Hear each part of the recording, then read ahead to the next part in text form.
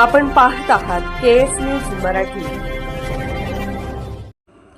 निसर्ग सेवेचा वसा कुलाळवाडीच्या माजी विद्यार्थिनीचे वृक्ष संवर्धनाचे कार्य ठरते दिशादर्शक।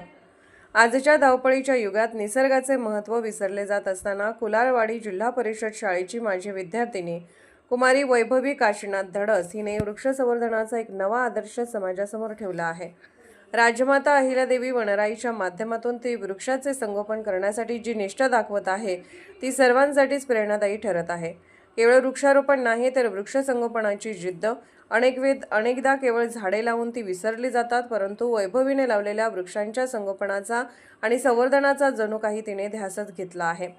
तिला ज्या शिक्षकांनी वृक्षवल्ली आम्हा सोयरे या उक्तीप्रमाणे सवय लावली ते भक्तराज गरजे सरांच्या शिकवणीमुळे नियमितपणे या वनराईला भेट देऊन प्रत्येक झाडाची निगा राखणे, त्यांना वेळेवर पाणी घालणे आणि त्यांच्या वाढीवर लक्ष ठेवणे अशी तिची कार्यपद्धती अत्यंत शिस्तबद्ध आहे।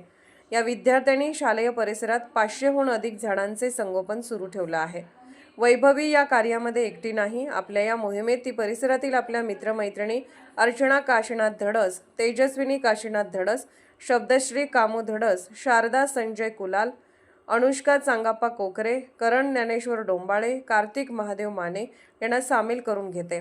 शाळेत असताना मिळालेल्या संस्काराची शिदोरी आणि निसर्गाबद्दलची ओढ यामुळे ती आज अनेकांसाठी निसर्गदूत ठरत आहे। तिच्या तळमळीने आणि कष्टामुळे ही वनराई आज हिरवीगार बहरली आहे। वृक्ष हे केवळ निसर्गाचा भाग नाहीत तर ते आपल्या भविष्याचा आधार आहेत। राजमाता अहिल्यादेवींच्या नावाने असलेल्या या वनराईचे रक्षण करणे हे आपलं कर्तव्य आहे अशी भावना वैभवीने व्यक्त केली। वैभवी धडस हिचे हे कार्य केवळ कुलाळवाडीसाठीच नव्हे तर संपूर्ण जिल्ह्यासाठी कौतुकास्पद आहे। शालेय जीवनापासूनच सामाजिक बांधिलकी जपणारी ही कन्या भविष्यात पर्यावरणाच्या रक्षणासाठी एक मोठी शक्ती ठरेल यात शंका नाही। तिला या कार्यात तिचे वडील काशीनाथ धडस आणि माझी भाकरी आणि कुलाळवाडी पॅटर्नचे जनक श्री भक्तराज गरजे सर यांचे मार्गदर्शन मिळत असते। तिच्या या अनुकरणीय कार्याचे सर्व स्तरातून कौतुक होत आहे। केएस न्यूज मराठी चॅनलला लाईक करा, शेअर करा आणि सबस्क्राईब करा।